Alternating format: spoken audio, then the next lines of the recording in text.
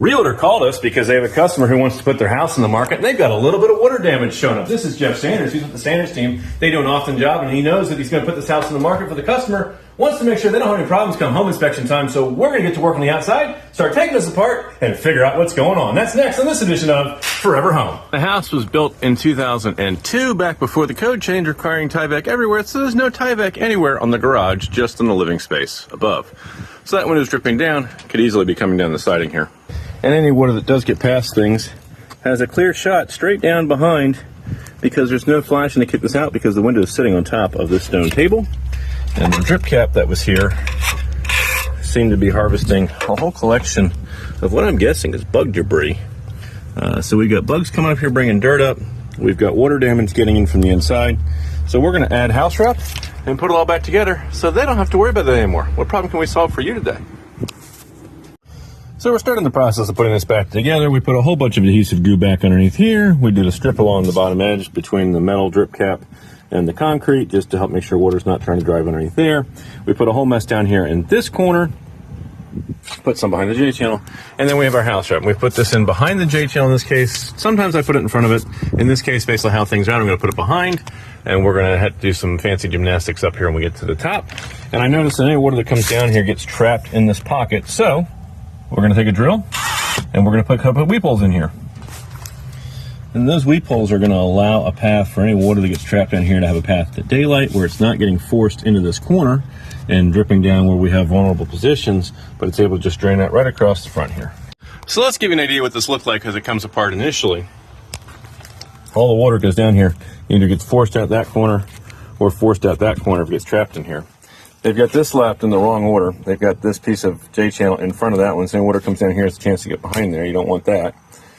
And there's no house wrap over top of this piece of flashing here. Let's keep going. So peeling back the onion, J-channel's out of the way. You can see that metal flashing ends and just dumps water down that side.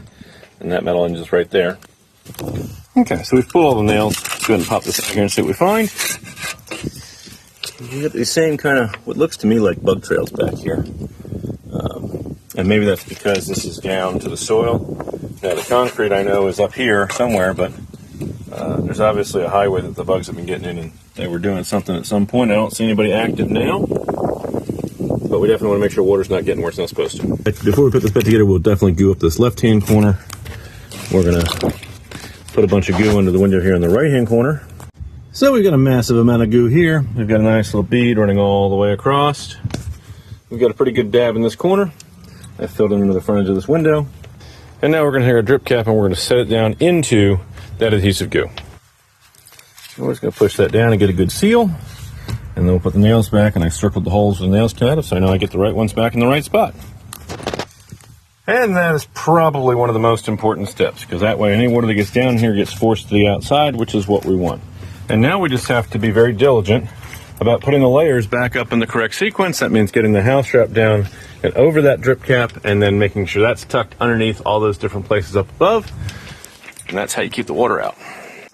So we've got the right side about halfway back up, we got the left side about halfway back up, and we've put in our next piece of tyvek. And that's the joint that we have to then either pull those staples or do something magical to get underneath that layer above. And they got so many stinking staples, and I just may go up and slice it, put it in somewhere else up higher. But we went kind of creative here. We got this back behind the J-channel here. I've got the upper J-channel tucked underneath. Any water that comes down here is going to run over the side into this J pocket and down. And same thing over here. So we've kept water away from, short of it lapping around and making its way behind the J-channel. It's got no reason to do that. It wants to go straight downhill. Anyway, same thing. We tucked it over there behind that. We've got that piece of kick-out flashing piece to help direct water off of that down to the next piece of siding, ready to rock and roll. So rather than get up there and keep playing with tyvek, we're going to reinstall the siding where we're at based on the scaffold that we're on, and then we'll move the scaffold up and take care of the next spot.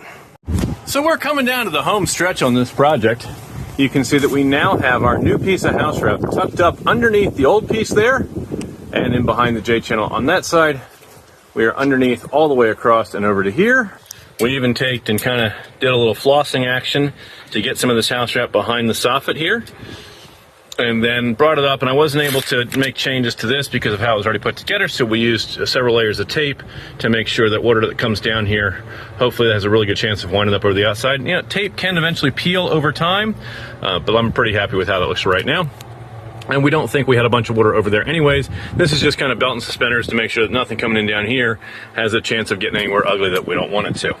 We're really trying to catch the water coming off the corner of the J from this window and the corner from here. And they do have tabs underneath here, but they just didn't have any house wrap from here down to the bottom. So we're gonna finish putting those last couple pieces of siding.